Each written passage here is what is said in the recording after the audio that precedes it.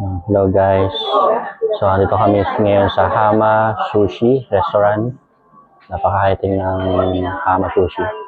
So, pagpasok mo pa lang, puro machine na makikita mo. Yan, meron silang machine dito. Ayan, dalawa. Hindi ko maintindihan kung ano yung ibig sabihin yan eh. Ayan. Para siyang unlimited na kainan. So, ayan. So, naghihintay kami ng kasama namin. Ayan. So, yung team 1 nandyan.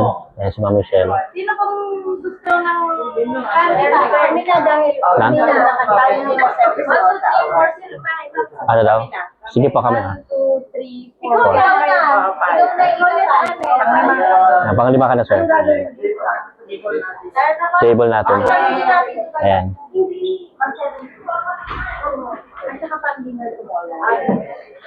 Kain na kami guys. Oo.